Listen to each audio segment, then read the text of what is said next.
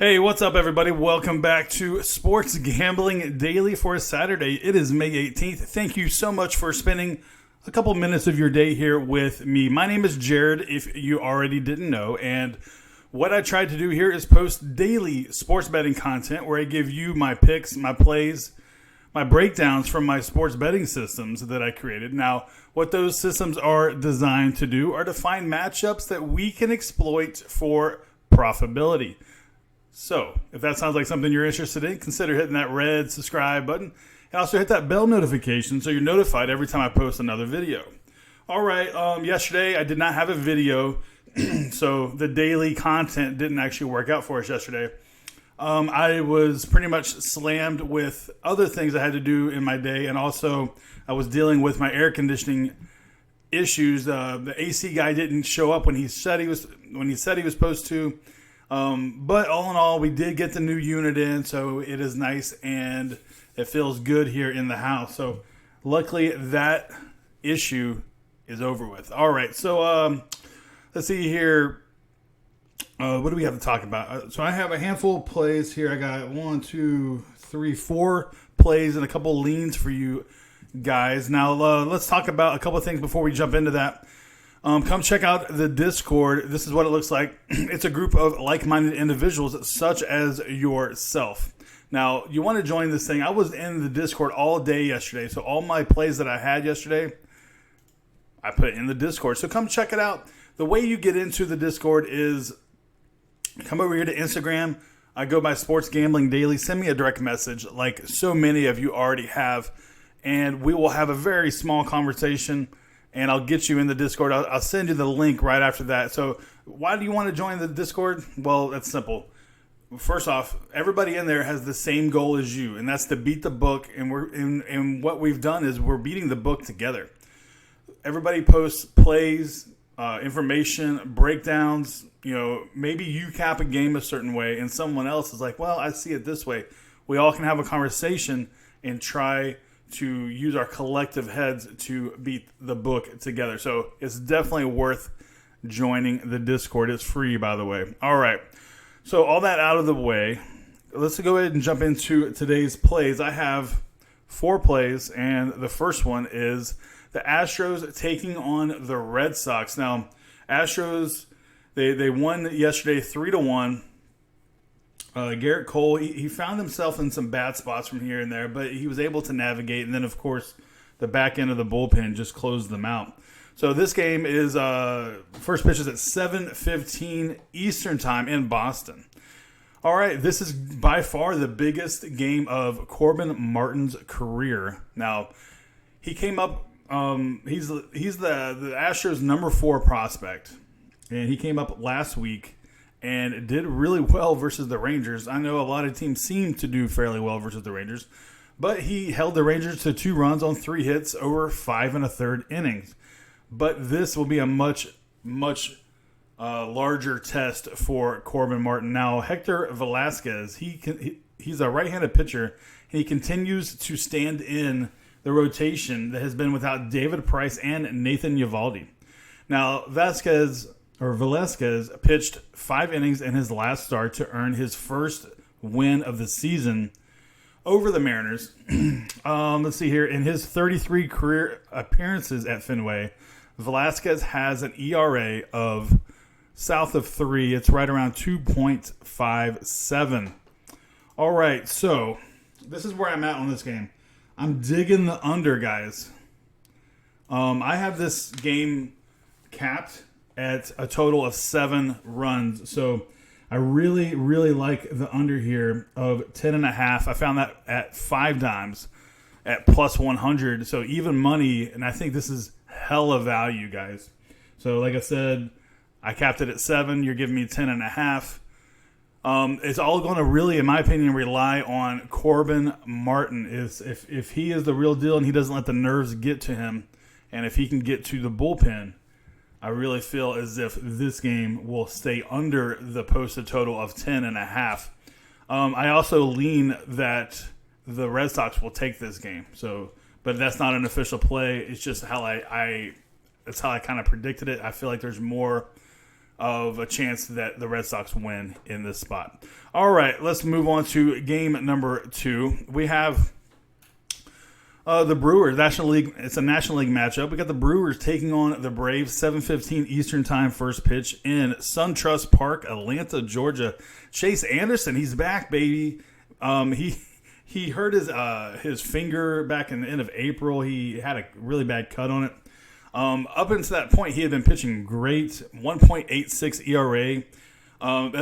He had only had 2 starts where he had pitched very well. So, Chase Anderson is looking to get back on a roll here. Now, this game yesterday, 12-8, the Braves, man, they came out and kicked the Brewers' ass in the beginning, and then obviously the Brewers tried to claw back into it, but it was just too much to overcome.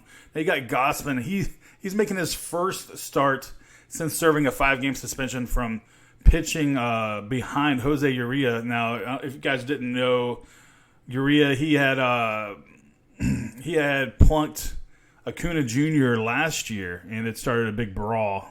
So, all the benches cleared.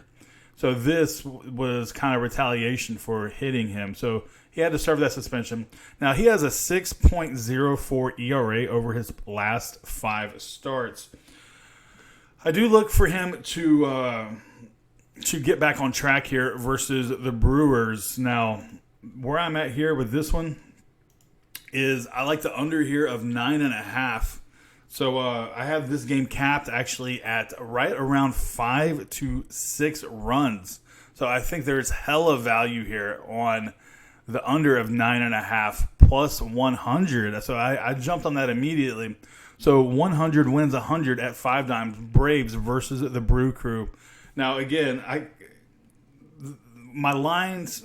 So I guess what I'm trying to say is I have the game capped at right below 6, so anywhere between 5 and 6. So right at 6, I believe, is where this game will end up. So I am betting the value. All right, let's move on to game number 3. We got the Royals taking on Griffin Canning and the Angels. This is a matchup of American League powerhouses here. No, not really. All right, so we have this game first pitch, 10:07 Eastern Time in Angel Stadium. Now, keep in mind, this game obviously is really early Saturday morning. This game doesn't take off until, almost 12 hours from now. So take that with a grain of salt. Make sure you do your own research here. So we got Jacob Junis taking on Griffin Canning. Now, Junis was cruising along.